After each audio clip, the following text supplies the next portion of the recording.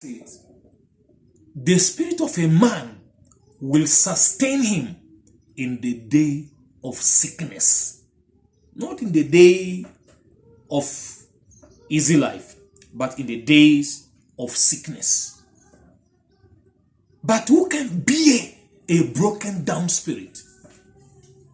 You may be watching this broadcast and you are a medical profession. The truth is this: a patient who has given up, no matter how you treat that patient,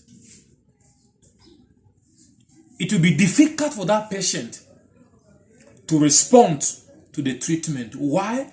Because his or her spirit has given up.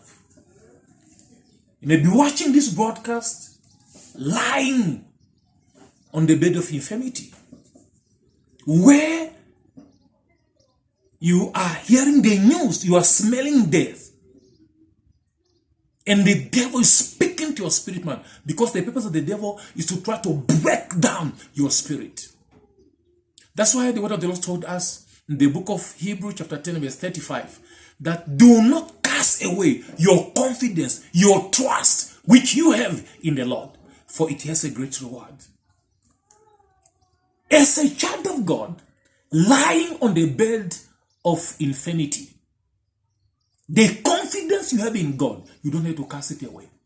You have to speak to yourself that the medication I'm receiving, they shall give me strength. They shall give me life.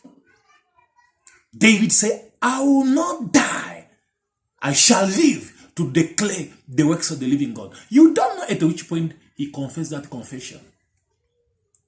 Maybe he was about to breathe his last breath, and he said, no, I reject death, because life itself is about accepting and rejecting. Matthew 18:18, the word of the Lord says, whatever you bind on earth will be bound in heaven. Whatever you loose on earth will be loosed in heaven. Meaning, whatever you permit in your life, nothing heaven can do but to permit it. And whatever you forbid in your life, nothing the devil can do, but no matter how we try, it cannot happen in your life. Therefore, today, I want you to speak to your spirit man. Because it's your God. When God is speaking to you, he speaks to your spirit man.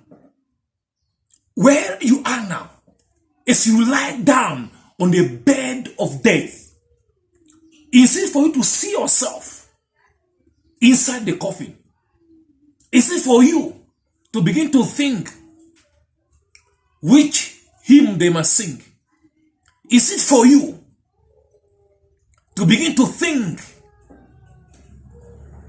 what the flowers, what they must do, how they must read your history? See yourself coming out of that grave. Reject death, that I shall not die, but I shall live to declare the works of the living God. Don't cry, God, why me? Why me? Give thanks to God. Father, I thank you, because this sickness in my body is not meant unto death, but for your name to be glorified. I thank you, oh God. The enemy mean it for evil, but Lord, you mean it for good.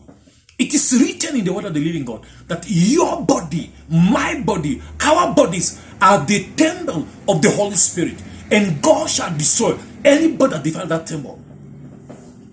Your body is not the temple of coronavirus. Coronavirus is a stranger in your body. It's an alien in your body. It's not there legally, it's there illegally. It's time for you to say, you are a stranger in this body. You have no right to stay in my body. Therefore, I command you right now in the name of Jesus, jump out of my life in Jesus' mighty name.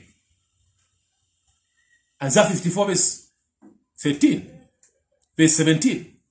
The Lord say, no weapon fashioned against you shall prosper. Not that no weapon will ever be fashioned against you. Yes, The weapon has been fashioned against you, it has touched you. But the Lord said, He will not let it prosper. Refuse that arrow will prosper in your life.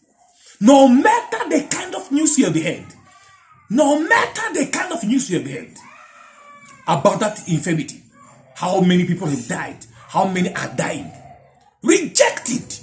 It's not your portion. Others may die. For the word of the Lord say, 1,000 will fall by your side, and 10,000 to the right hand, but it shall not come near you. Only with your eyes shall you see the reward of the wicked.